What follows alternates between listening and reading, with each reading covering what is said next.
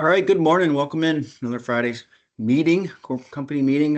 This morning we are lucky enough to get Andrea to join us to talk about the I'm sorry, I'm going to butcher this. Can you help me with the name again, Andrea? Sure, it's the Josh Pilata Fund in Josh's Yeah, house.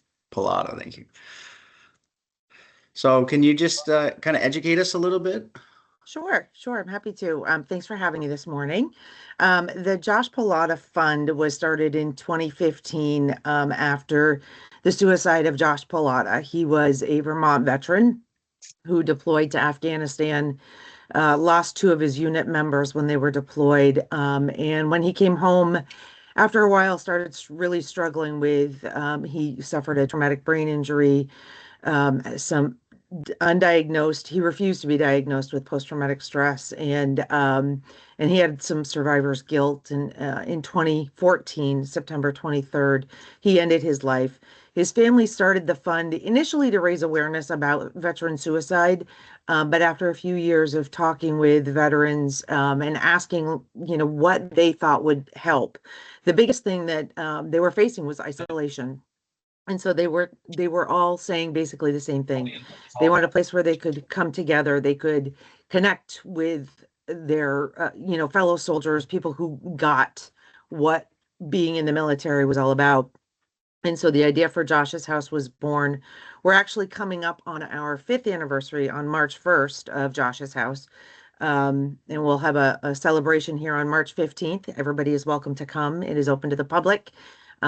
It's on our social media. So if you haven't liked our page yet, go to our page and like that. And so here at Josh's house, the biggest thing that we do is give them a place to connect, taking away that isolation, which is a huge piece of suicide, whether it's veteran suicide or any other. And here at Josh's house, we offer a number of different programs in order to kind of enhance in the lives of our veterans, but also to give them a sense of safety, hope. Probably the biggest program that we have here is our meal program. So we offer a hot meal every day. We're open 6 days a week, Monday through Saturday, and every single day we have a hot meal. We do have a meal train online where community members can sign up to donate a meal. But if one's not donated, then we will make one here. And we make it ready so for lunchtime, but we keep it warm throughout the day. So it doesn't matter if you come in at noon or if you come in at 7 o'clock at night, you can still have a hot meal. And whatever we have left from the meal doesn't go to waste. We package it into goes, and then veterans can take that home with them as well. We also have a food shelf here at Josh's house. When we first opened it about a year and a half ago, we were seeing 20 to 25 individuals and families utilizing it. We're now at 60. So that food shelf gets a lot of usage. And it's not just those that have separated from the military. We get currently serving military families as well. So, food security is a huge piece of what we do here. We also offer non-traditional therapies like acupuncture and massage therapy, music therapy, and we host other veteran service organizations here as well in order to offer more services to veterans. We have fly tying once a week. We host support groups here at Josh's house. We have a full-size gym that is a wonderful way to connect physical health and mental health. And it's also important in bringing in a lot of the younger veterans. Our older veterans have a little bit more free time on their hands, so they are able to come to Josh's house whenever, whereas our younger veterans, we were finding needed a reason to come to Josh's house. Many of them are still working and have families, and the gym gives them that reason. But what we're seeing is when they do come, they stay. They sit down at the table and have a snack or something to drink and connect, which is exactly what this place is meant for. In the 5 years that we've been open, we've seen over 40,000 visitors through the door. That's a lot of repeats, which is what we want. We want them to keep coming back. What we've noticed is any new visitor, generally, when they come once, they continue to come back. Last year, we saw over 11,000 people through the door just in 2025. Of those people that we've seen through the door since we opened, there hasn't been a suicide among them that we're aware of. And so we know that this works, and we're working with other organizations to implement a lot of the same things that we have going on here so that they can be helpful to veterans outside of just the Chittenden County area. We do serve veterans from Franklin County, Chittenden County, Addison County, Grand Isle County, and even from New York as well. So we do have a broad range of veterans that are able to make it here to utilize Josh's house.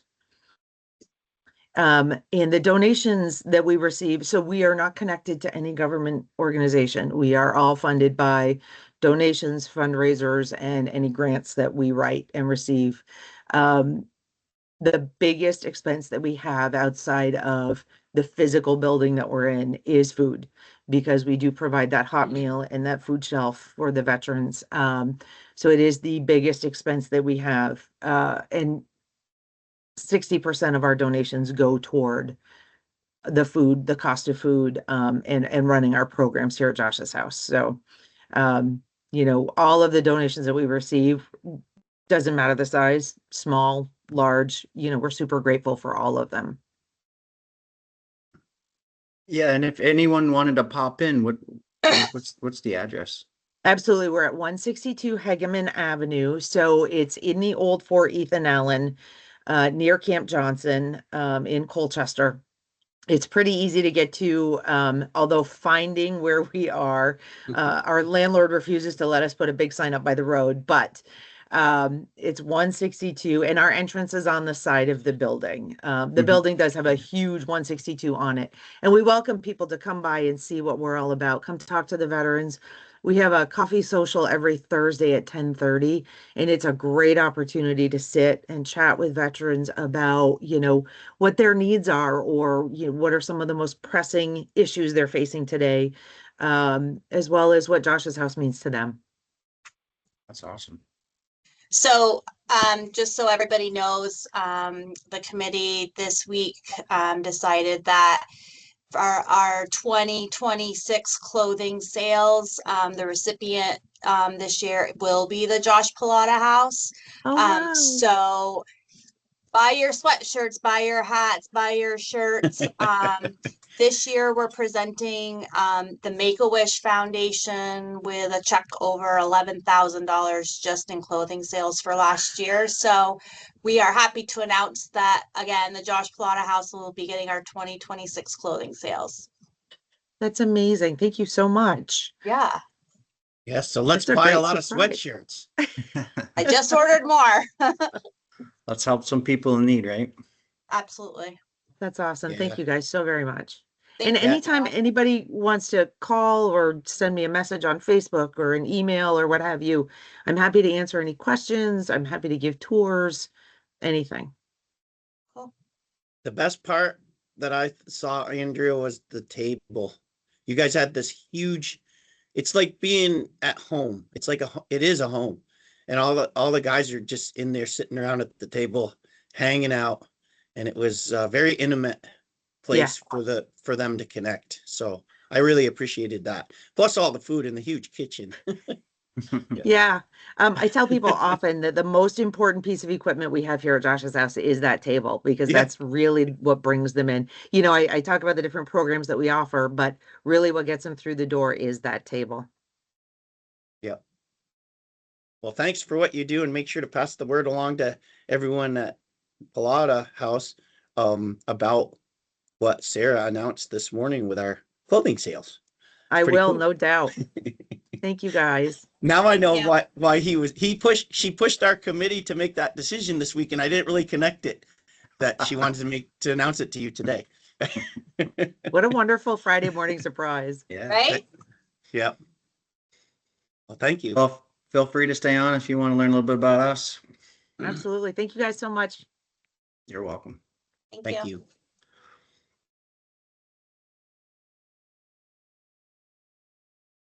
All right, can you guys see my screen? Yep. All right, perfect. All right, safety news, 125 days out of recordable injury. We did have first aid injury yesterday. The report for that just went out last night. 59 days without an at-fault vehicle incident. Today we're going to talk about Worksite Configuration. I figure it's a good time of year because we're starting to get going on our planning for our projects for the summer. Backing's always been an issue here. The Get Out and Look campaign, all that different stuff that we've done, backup cameras, whatever it might be, all that stuff helps. But if we have job sites that are laid out in an organized fashion, that helps more than anything, in my belief. Any sites that we have had that have limited space for vehicles and supplies and stuff like that, we have the most incidents with backing and various incidents involving equipment moving. And we can plan out these sites as we get going on them and get started and keep them organized and hopefully prevent incidents. And last week I was in Cavendish and I noticed they had a lot of really good kind of designated parking areas and stuff like that. So it was good to see it in play. So before the work starts, we want to procure the land for parking vehicles if possible. And if the vehicles are parked far away, they might not get used as much. So guys, if they have to carry PPE and tools and all that sort of stuff, they might not go get that stuff if it's far away, or they might just park closer to the job site where it's not ideal to have their vehicles in order to get that stuff in and out. It's always not a bad idea to sketch out a layout for your laydown area. You want to make sure you have material storage areas that are adequate and you have room for the loaders to maneuver. If they're having to weave in and out of vehicles every time they go to get a piece of material, then they're suddenly more likely to back over a vehicle or something like that. You want to make sure that there's room for trucks to turn around, and if they can do that in a forward direction, that's obviously preferred. Anybody that drives dump truck knows that the blind spots are great on a dump truck, and it's important for everybody that's planning out a job site to remember that the visibility is not good. We always want to plan to store more clutter than you anticipate. So if you think you're going to have 3 pallets of clutter, you're probably going to have 6, right? And if we keep that stuff on pallets, then we can move it around more easily. So once you mobilize, you want to maintain lanes for equipment, trucks, and fleet vehicles to maneuver. You want to leave obvious parking spaces for visitors or additional employees that you might have on site that day.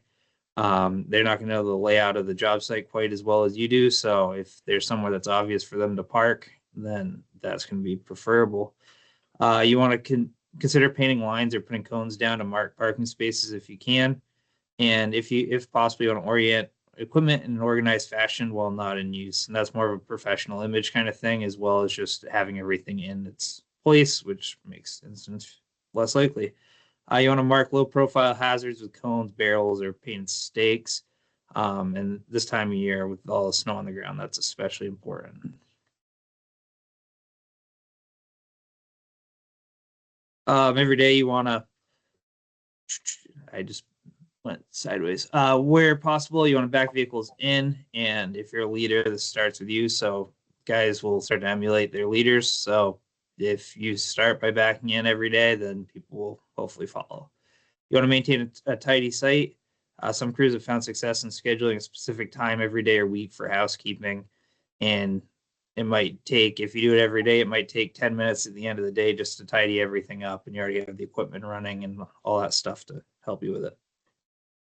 You want to try to imagine the ideal site as a Walmart parking lot or something like that. Those are designed for efficiency of getting vehicles in and out and having as few incidents as possible.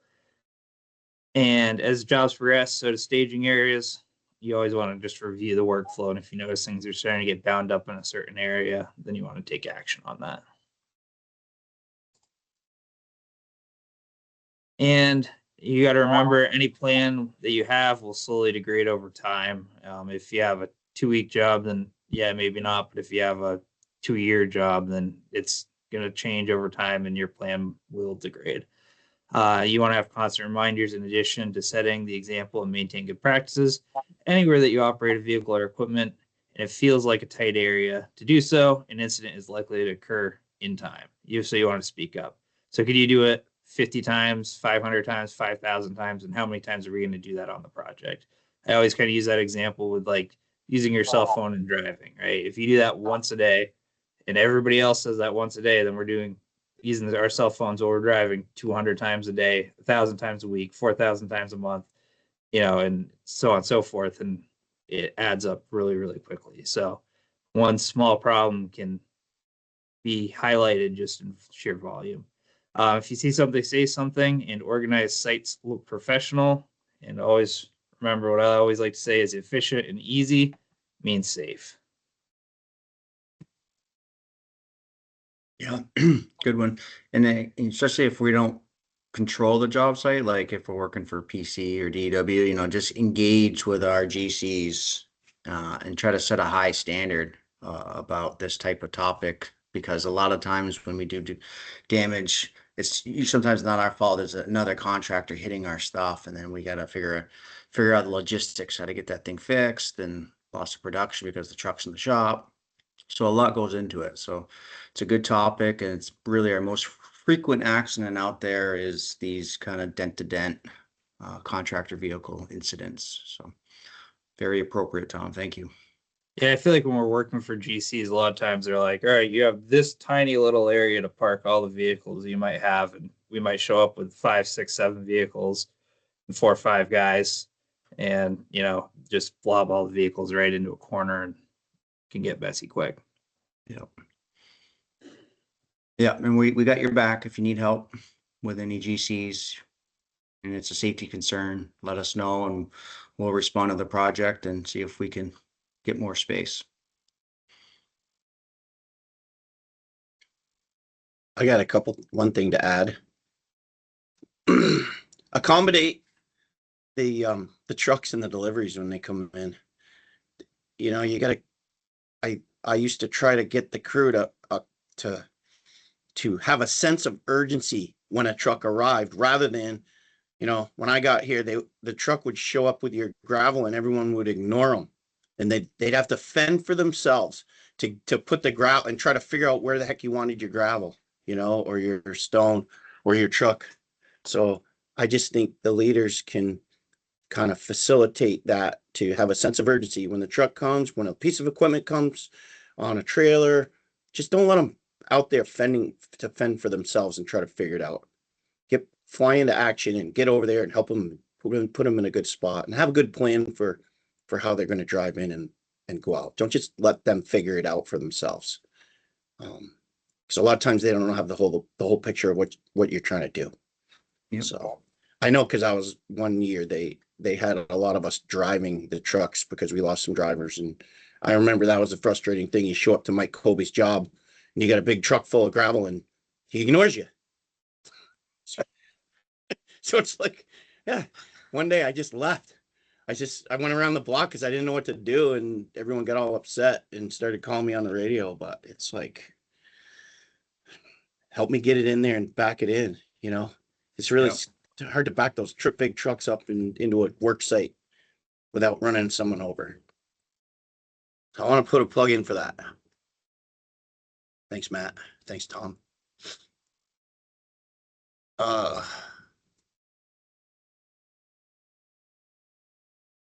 Okay, let me see if I can share. And can you see my screen yet? Not yet. So actually, out of all the things I've done here, driving a truck was the most nerve-wracking thing that I ever did. I didn't like that. I was like, oh man, that made me so nervous. All right, we see you now. Okay. All right. Let's see. Code of conduct. Oh, this is a good one, Matt. You're doing a lot of training right now, so you're teaching us the OSHA, VOSHA, and all the standards. So we want to endeavor to operate within those safety systems and follow best practices. Our number one priority needs to remain to be safety. So all these things we talk about every week, I came up with this idea last week. All these things that we do comprise our formula of success. So what is all about being committed to our standards and striving to be better. That's our formula. We work it every day. Engineering this culture it's intentional. We work hard every day to reflect our values and combine them with the behaviors and the things that we say and do. This is our formula of success, and it defines who we are as a team. We all contribute to the formula of success here. It's about integrity. It's about our code. It's about our mission, and it's about always trying to learn to do better.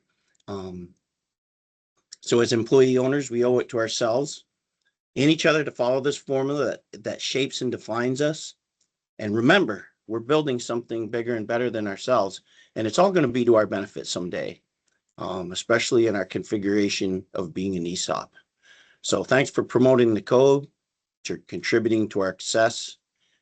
Keep your egos in check, and remember that there's always somebody that's going to have an idea that could improve things.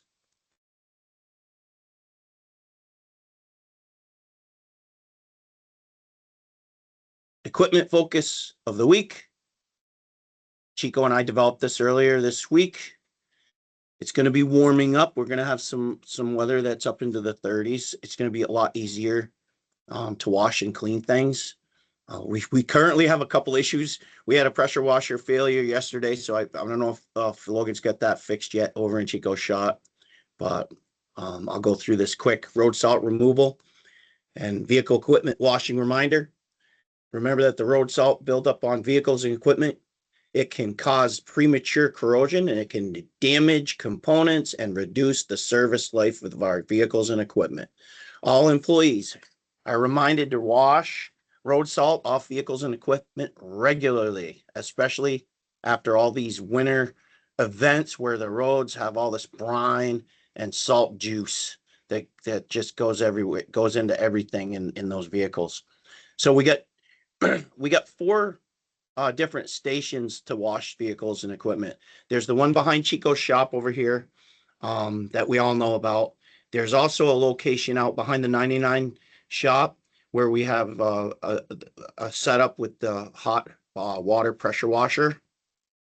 There's the hydrant out in the yard, the hydrant building, that's insulated hut out there.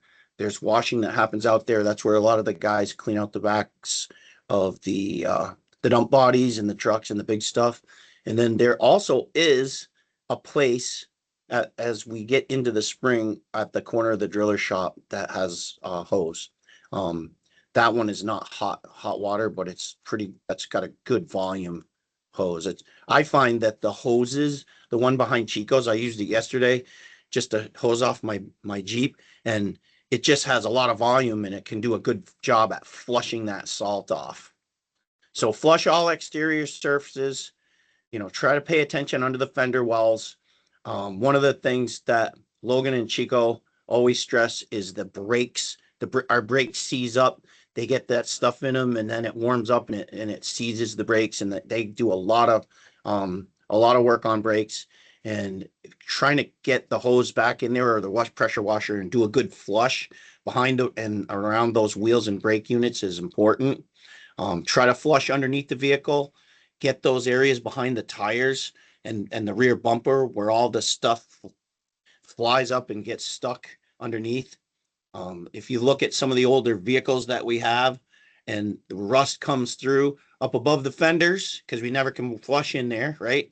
It rots right through, and then the backs of the bumpers and the rear quarters a lot of times will start rotting out because that stuff sits in there.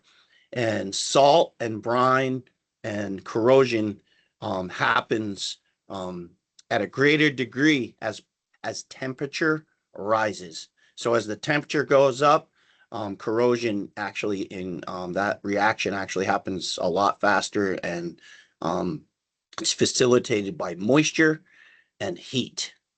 So that's why when we weld, we have to guard things with inert gases and things and have slag on it, because oxidation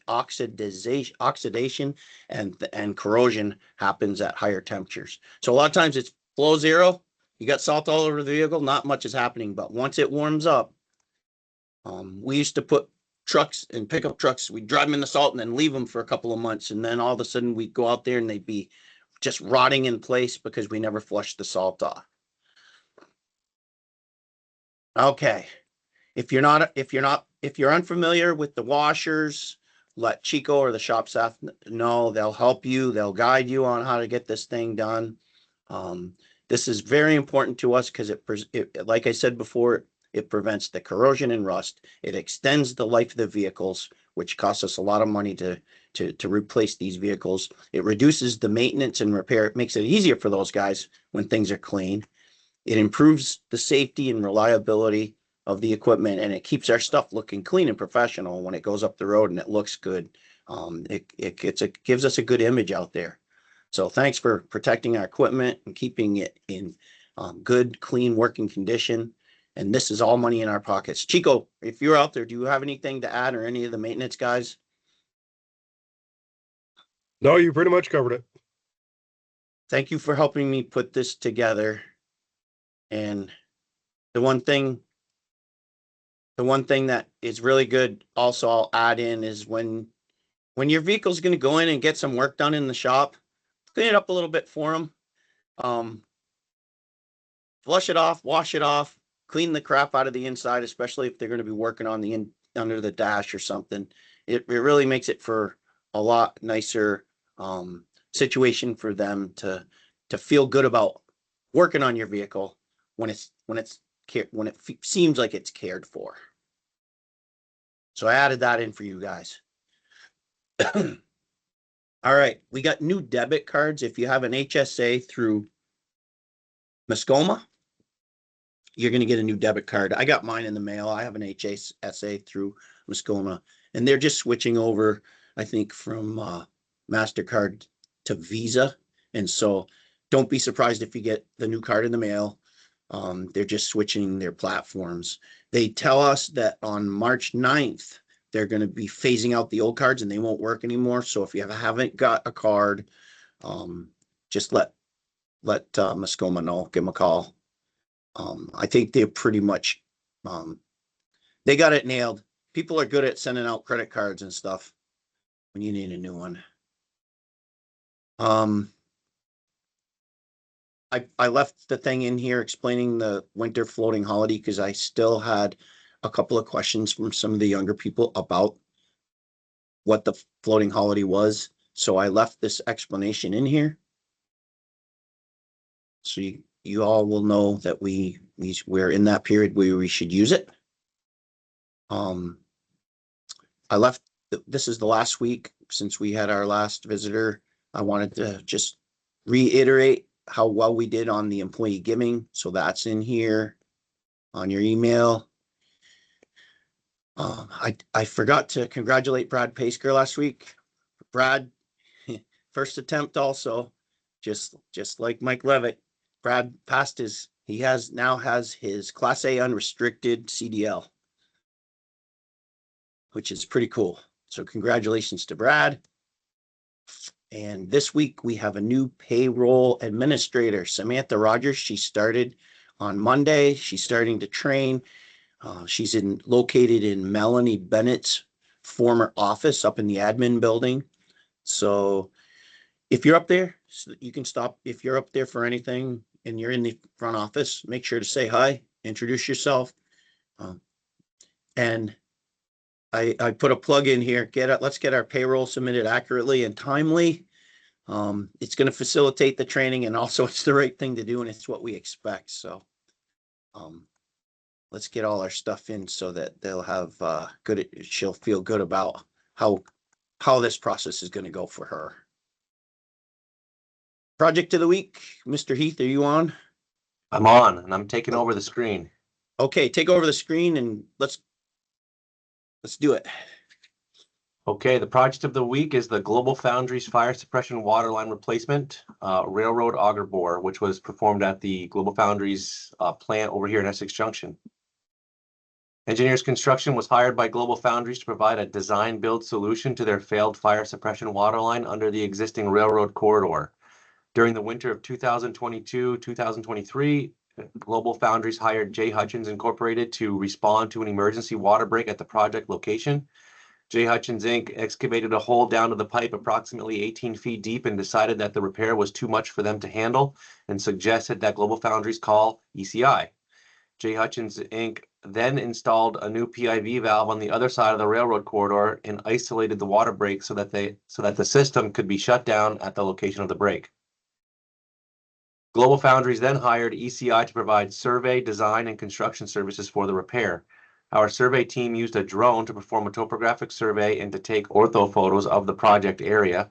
This data served as the base plan for the design work. ECI then developed a set of design plans to be used for permitting and construction purposes of the proposed improvements to the water system. ECI also assisted Global Foundries in obtaining a permit from the railroad to perform the work within their right-of-way.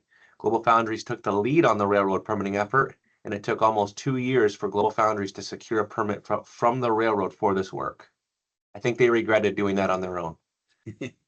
The design included all of the geometry, details, and specifications for installing a steel sleeve and ductile iron water line under the railroad corridor with our auger bore machine.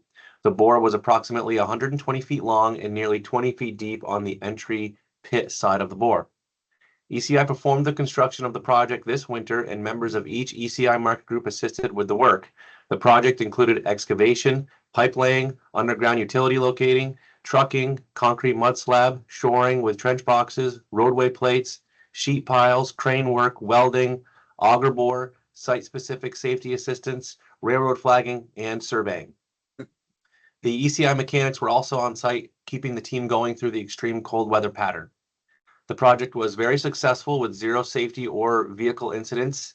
The work was performed with a high degree of care and professionalism, and the client is very happy with the quality of the product, and the work was performed more efficiently than we originally predicted. So this here is the ortho photo that was taken with our drone. These are very high resolution, high quality photos that you can zoom in really close to these images and you can see great detail. Like you can pick out manholes and catch basins and sometimes even valves. So these really help during the design process, and it's really cool that our survey team has the capacity to do this on their own. So the project generally existed across here. This is the railroad corridor here. This is the building where the water line, it serves so that for their fire suppression system. This is the northern parking lot that's right adjacent to, right behind the police station and adjacent to 117 Maple Street. Here's a schematic of the water system. So you can see, here's the railroad corridor through here. This is the water line. This is the peroxide building that I just described. This is a site plan that was prepared by ECI. Steve Lazuski did the design work for this project. It came out great. It's a very professional set of plans. It's similar to what you would expect from a consulting firm. We had our entry pit here and our receiving pit here. This is the steel sleeve line that conveys the water line across the railroad corridor. And here is the profile for it. So this was used for permitting purposes to show the railroad that we were performing this design and construction work in accordance with their specifications in terms of depth below rail and steel sleeve and things of that nature. But it also helped us determine the geometry that we needed to build the project safely. Here's a picture of Tom doing underground utility location. So if you've ever worked at Global, you know that there's an enormous amount of underground utilities and nobody there knows anything about any of them.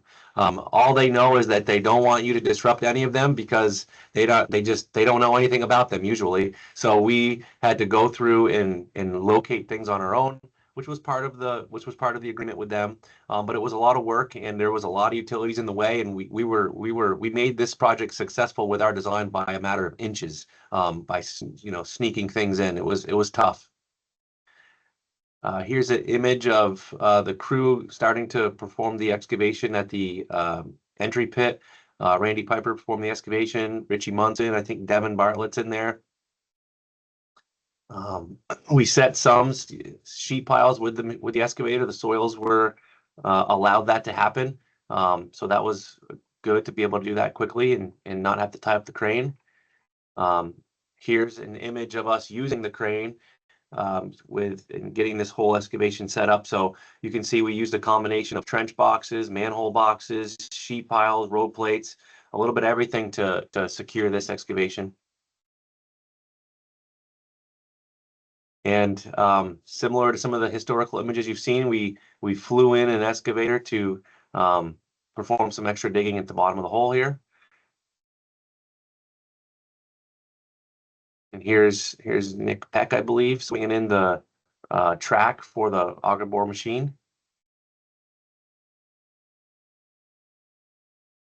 And this is an image of our concrete teams placing a mud mat. Really, it was more like a slab at the bottom of this excavation, so that we had good control and a good clean surface for performing the auger bore, and a place to fasten the boring machine. I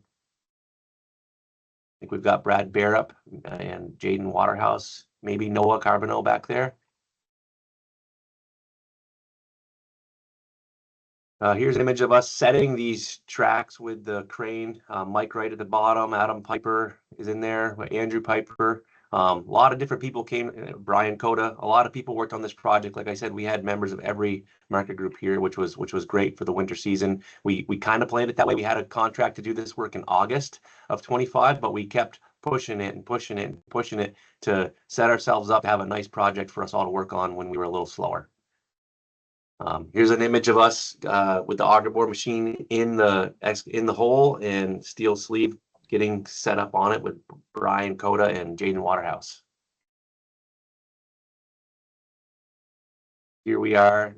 We're performing the bore, and if you guys have ever seen this before, the boring machine, augers material, earthen material from the hole that we're placing the steel sleeve in, and it sends it back into this trough, and that trough then has to be hand shoveled to get the material out of the hole. And this was some dense, somewhat wet clay, and it was hard to shovel. The guys worked really hard here.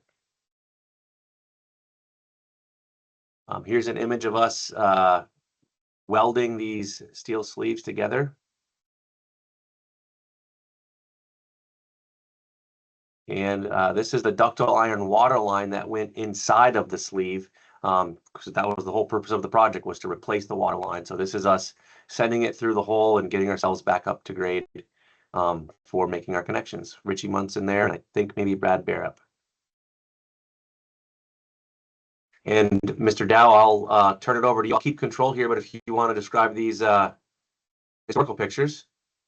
This is in 2001. The reason I put this job in here is because this is Global Foundries, and this project number 9636, was the project that I convinced Alan Pigeon to buy the 42600 auger bore machine, and Mike and I went out and looked at it, Mike Colby, and we bought it, and we were the first operators of that machine, which I think is pictured down below a little bit.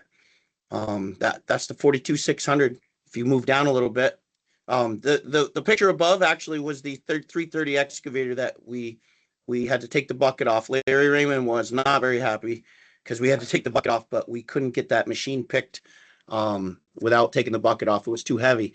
And the guy that facilitated and helped us with that pick, he wasn't in the crane on that day, but it was Jim Laughlin, who later became an employee and a good friend of all of ours. There's the 42600 on the left, and that was when it was brand new. Same machine we run now. That was a picture I took. That was probably the first bore we did with it, right there. A little bit further down is some of the big IW vaults that were in those courtyards. Those are 8-foot panels. So that's kind of deceiving, but those are big vaults. Down below, a little more, we'll get through these. That was that shows what we excavated across and through, and our pipe goes underneath all this other stuff. Our IW industrial waste double contained HDPE piping goes below all those utilities. So that just shows the complexity of what we had to do without breaking pipes. Then there's a couple more pictures of the yard.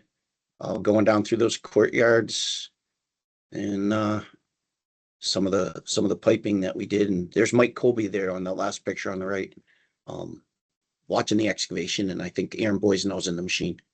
So I thought that was kind of cool to see that machine many years later still running. So it was a good buy. All right, we'll turn it back over to you. Thanks, Heath. You're welcome. All Yep. right. It was definitely cool seeing all the different markets working on that job together. So have a great day. Have a safe day. If you're watching a group setting, please send over your attendance. I have limited time this morning, so if you could send them to me rather than me having to ask, that would be great. Thank you. Thanks, everyone. Have a good day. Be safe. Safe. Keep your stuff clean.